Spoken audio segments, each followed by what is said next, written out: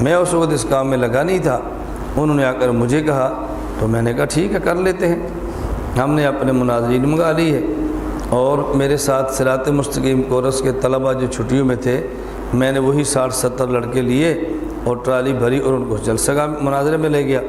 مسجد کے اندر مناظرہ تھا، میں چونکہ اس موضوع پر ناوارد تھا، اس موضوع پر مناظرے باضابطہ ہوئے نہیں تھے، لیکن یہ اندازہ تھا کہ ان کی گرفت کہاں سے کرنی ہے۔ تو میں نے ان لڑکوں سے ایک دن پہلے جب گفتگو طے ہوئی تو تحریر لکھ لی کہ 4 مسائل پر مناظرہ ہوگا۔ نمبر 1 ہاتھ کہاں باندھنے ہیں، نمبر 2 امام کے پیچھے فاتحہ پڑھنی ہے یا نہیں، نمبر 3 جب امام والضالین کہے تو امام اونچی آواز سے آمین اونچی آواز سے کہنی ہے یا آہستہ، اور نمبر 4 جب رکوع جائیں اور اٹھیں تو رفع الیدین کرنا ہے یا رفع الیدین نہیں کرنا۔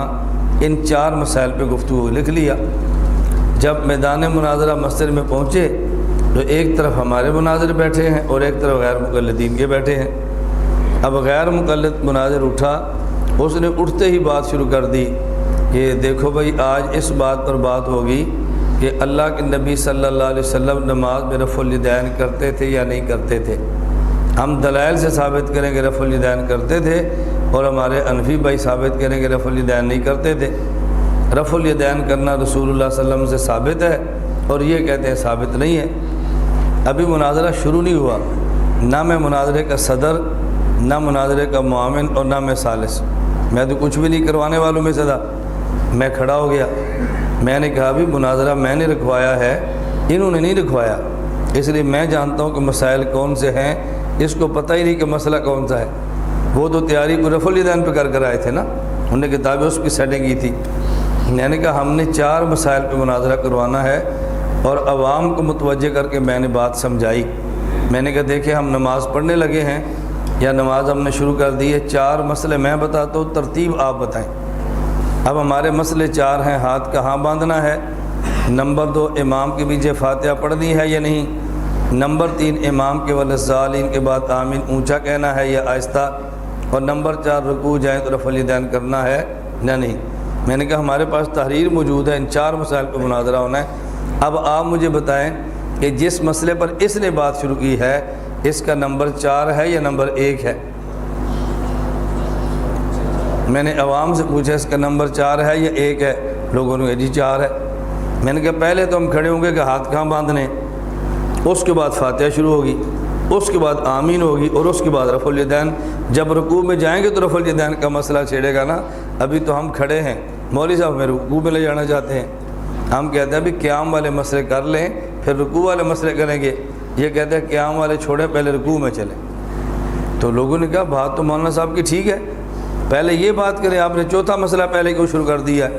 میں نے کہا چونکہ اس کے پاس پہلے 3 پر دلائل نہیں ہیں، اس لیے اس نے چوتھا مسئلہ چھیڑ دیا، کیونکہ میں تو اشتعال میں اس کو لانا تھا نا تاکہ وہ یہ ہاتھ والا مسئلہ شروع کرے۔ غیر مقلدین کے ان 4 مسائل میں سے کمزور ترین مسئلہ ان کا سینے پر ہاتھ باندھنے کا ہے، یہ سب سے کمزور مسئلہ ان کا دلائل کے اعتبار سے، اس لیے وہ اس کو ہاتھ نہیں لگائے گا۔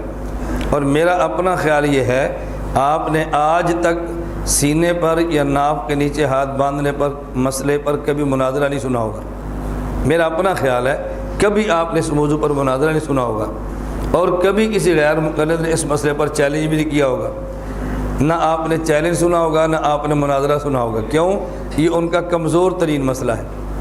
ہماری ایک خامی ہے اور ہمیں اپنی خامی دور کرنی چاہیے کہ ہم بیٹھ کے مشورہ نہیں کرتے کہ جس فرقے سے ہمارا تعلق ہے اس فرقے کا کمزور مسئلہ کون سا ہے، مضبوط کون سا ہے، اس کے مسئلے پر دلائل اس کے پاس کس مسئلے پر ہے، کس مسئلے پہ نہیں ہے، ہم اس پہ غور نہیں کرتے۔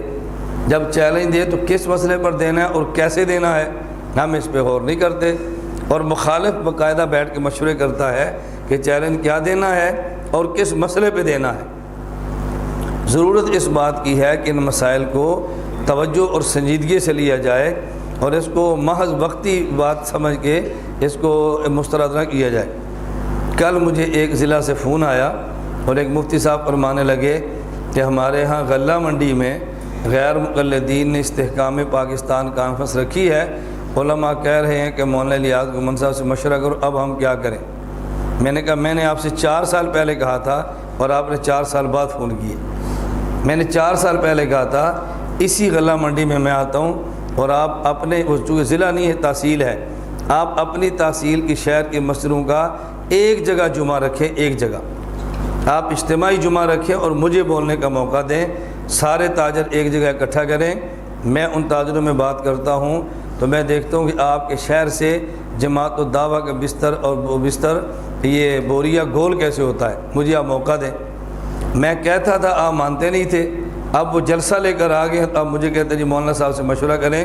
میرا مشورہ اب بھی یہ ہے کہ آپ سرگودا مرکز میرے پاس آئیں اور بیٹھ کر میری بات سنیں، میں آپ کو بتاؤں کہ آپ نے اپنے ضلع میں کام کیسے کرنا ہے۔ ہنگامی طور پہ جلسہ کرنا ہے جو پاکستان میں خطباء کی کمی ملی ہے اور مناظرین کی کمی ملی ہے۔ آپ کسی خطیب کو بلا لیں، کسی مناظر کو بلا لیں، ہم اپنی طے شدہ ترتیب سے چلیں گے، ہم ہنگامی طور پہ کوئی کام کرنے کے لیے تیار نہیں ہیں۔ اس پر بسا اوقات مجھے بدنامیاں بھی مول لینا پڑتی ہے، الزامات بھی مجھے سہنا پڑتے ہیں، میں سارا کچھ سہ لیتا ہوں لیکن اپنی طے شدہ ترتیب سے کام کو بدلتا نہیں ہوں۔ اس لیے ہم کہتے ہیں اس کو اچھی طرح سمجھیں۔ اب وہ غیر مقلد مناظر کھڑا ہوا تو اس نے کہا جی ان کے پاس رفع الیدین کے دلائل نہیں ہیں، اس لیے کہتے ہیں سینے پر ہاتھ باندھنے کے لیے بات کرنی چاہیے اور اس مسئلے پر بات کرو۔ میں پھر کھڑا ہو گیا، میں نے کہا یہ جب مناظرہ شروع ہوگا تو پھر پتہ چلے گا نا کہ دلائل ہمارے پاس نہیں ہے، دلائل آپ کے پاس نہیں۔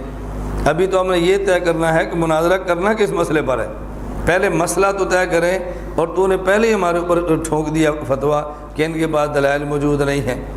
تو علم الغیب تھوڑی جانتا ہے کہ ہمارے پاس دلائل ہیں یا دلائل موجود نہیں ہیں، لیکن بات ترتیب سے ہوگی۔ میں نے عوام کو پھر قائل کر لیا، لوگ پھر ہماری طرف متوجہ ہو گئے۔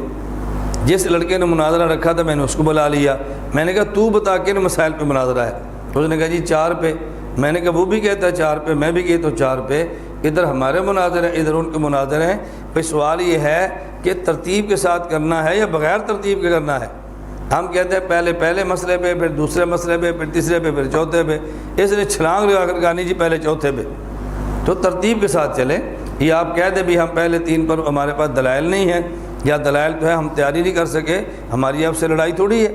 آپ کہہ دو بھی پہلے 3 مسئلوں پر ہماری نہیں تیاری، آج چوتھے پر کر لو اور باقی 3 پر بعد میں کریں گے، ہم کر لیتے ہیں، کیا فرق پڑتا ہے؟ لیکن بات ترتیب سے ہوگی، بات ترتیب سے ہوگی۔ اب ایک اور میں غیر مقلد کھڑا ہوا تو مجھے کہنے لگا کہ مولوی صاحب مناظرہ آپ نے کرنا ہے؟ میں نے کہا نہیں۔ تو آپ دلچسپی اتنی کیوں لیتے ہیں؟ میں نے کہا میں نے مناظرہ کروانا ہے، کروانے والے کی دلچسپی زیادہ ہوتی ہے، کرنے والے کی کم ہوتی ہے۔ تو میں نے کروانا ہے، میرے علاقے کا مسئلہ، مجھے دلچسپی تو لینی پڑے گی نا۔ تو پھر ہمارے مناظر بیٹھ کے نا تماشا بڑے خوش ہو رہے تھے کہ اس نے نا سین کو پکڑ لیا۔ تو پھر ہمارے وہ غیر مقلد مناظر کہنے لگے کہ آپ مناظر ہیں؟ میں نے کہا نہیں۔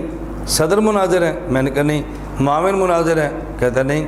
تو کہتا ہے پھر آپ کا مناظر کھڑا ہونا وہ بات کرے، آپ بات کیوں کرتے ہیں؟ اچھا اللہ کی شان یہ جب میں نے پہلے کہا تھا نا کہ ہمارے 4 عنوان ہیں اور غیر مقلد چوتھا عنوان چھیڑا ہے، تو پہلے عنوان پہ ان کے بعد دلائل نہیں ہے یا دلائل کی تیاری نہیں ہے۔ اس وقت غیر مقلد مناظر کھڑا ہوا اور وہ کہنے لگا یہ تو جب مناظرہ ہوگا نا تو پھر پتہ چلے گا ہمارے پاس دلائل ہیں یا نہیں اور ہماری تیاری ہے کہ نہیں، جب شروع ہوگا تو پھر آپ کو سمجھ آئی۔ اب میں نے اسی جملے کو پکڑ لیا، میں نے کہا مولانا ابھی آپ پہلے فرما چکے ہیں، ابھی مناظرہ شروع نہیں ہوا، مناظرہ شروع ہوگا نا تو پھر پتہ چلے گا دلائل ہیں یا نہیں، تو جب مناظرہ شروع ہوگا تو مناظر بات کریں گے نا، ابھی تو مناظرہ شروع نہیں، اس لیے میں بات کر رہا ہوں۔ جب تک مناظرہ نہیں شروع ہوتا میں بات کروں گا، جب شروع ہوگا تو پھر مناظر بات شروع کر دیں گے۔ اس قدر وہ ہیچ ہوئے نا آپ اندازہ نہیں کر سکتے۔ بالآخر ہم ان کو اسی مسئلے پر لے آئے کہ آپ سینے پر ہاتھ باندھنے کا مسئلہ ثابت کریں۔ اب انہوں نے دھوکہ کیا دیا، انہوں نے لکھ دیا کہ سینے پر ہاتھ باندھنا سنت ہے۔ میں نے کہا آپ نے یہ بھی دھوکہ دیا، سینے پر ہاتھ باندھنا ثابت ہے۔ میں نے کہا آپ نے یہ دھوکہ دیا۔ آپ کا دعویٰ یہ نہیں ہے کہ سینے پر ہاتھ باندھنا ثابت ہے، آپ کا دعویٰ یہ ہے کہ سینے پر ہاتھ باندھنا سنت ہے۔ ثابت ہونا اور ہوتا ہے اور سنت ہونا اور ہوتا ہے۔ اس پر میں نے عوام کو مثالیں دے کر بات سمجھانی شروع کر دی۔ جب آپ کا کبھی گفتگو کرنی پڑ جائے نا، ہمارے لوگ دوران گفتگو مولوی کو دیکھتے ہیں، میں کہتا ہوں دوران گفتگو سامنے مولوی کو نہ دیکھا کریں، دوران گفتگو عوام کو دیکھا کریں۔ اس پر وہ مولوی کتنا پریشان ہوتا ہے آپ اندازہ نہیں کر سکتے۔ کیوں؟ مناظرے سے مقصود تو عوام کو سمجھانا ہے نا، آپ عوام کو قائل کر لیں اور اس سے عوام چھین لیں، یہ ہے آپ کی کامیابی۔ ہمارے ساتھ یہ نہیں دیکھتے عوام کیا چاہتی ہے، وہ دیکھتے ہیں مولوی کیا چاہتا ہے۔